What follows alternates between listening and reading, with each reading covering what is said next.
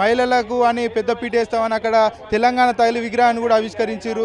మీరేమో ఇక్కడ వచ్చి ధర్నాలు చేస్తున్నారు, ఎందుకు రావాల్సి వచ్చింది మరి? సార్ మాకు కడుపు నిండితే మేము ఇక్కడ దాకా ఎందుకు వస్తాం సార్? కడుపు నిండకే ఇప్పుడు మళ్ళీ హైదరాబాద్ మేము అందరం అంగన్వాడీ టీచర్లము ఆయాలం అంతా బంద్ చేసి ఈరోజు ఇక్కడికి హైదరాబాద్ రావాల్సి వచ్చింది సార్.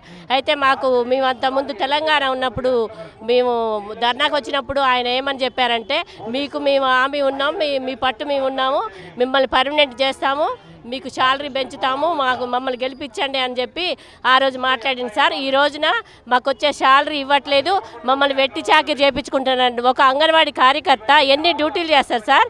పొద్దున్న లేసిన దగ్గర నుంచి నులుపురుగులు టాబ్లెట్లు, పోలియో చుక్కలు, ఇమ్యునైజేషను, బరువులు, ఎత్తులు, మరి తల్లులు చూసుకోవడం, తల్లుల సలహాలు, హౌజ్ విజిట్స్, బిఎల్ఓ డ్యూటీలు. మొన్న సార్ సమగ్ర సర్వే చేశారు. ఇన్ని డ్యూటీలు మాకేసి విలేకరులు వచ్చి మీరు ఉండట్లేదని అడిగితే ఎవరు సమాధానం చెబుతారు సార్? సీఎం గారు సమాధానం చెబుతారా? అక్కడికి వచ్చి మమ్మల్ని విలేకరులు పీడిస్తున్నారు, ఇక్కడ డ్యూటీలు చేయమన్నా వీళ్ళు మన అధికారులు పీడిస్తున్నారు.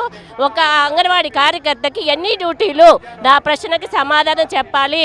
మాకు అది కాకుండా మాకు పర్మనెంట్ చేయాలి సార్. ఇది అంతొద్దు.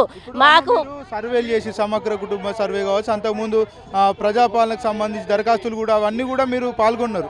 మీకు ఎక్స్ట్రా అలవెన్స్ ఏమైనా ఇచ్చిరా సమయంలో? ఏమి ఇవ్వలే సార్. ఎక్స్ట్రా అలవెన్స్ ఇస్తాము అని చెప్పి మాతో చేయించుకున్నారు తప్ప మాకు ఎక్స్ట్రా అలవెన్స్ ఏమి ఇవ్వలేదు. ఏ విషయంలో అన్ని పనులు చేయించుకుంటారు సార్, ఎక్స్ట్రా అలవెన్స్ ఇవ్వరు, టీఏడీలు ఇవ్వరు. ఎన్ని మీటింగ్స్లో అయినా సరే సార్ ఇదే విషయం తప్ప మాకు శాలరీ పెంచడం కాదు, పర్మనెంట్ చేయాలి అనేది మా కోరిక, మా డిమాండ్ అదే సార్. పర్మనెంట్ చేయాలి అంతే. మా గౌరవ వేతనం మాకొద్దు.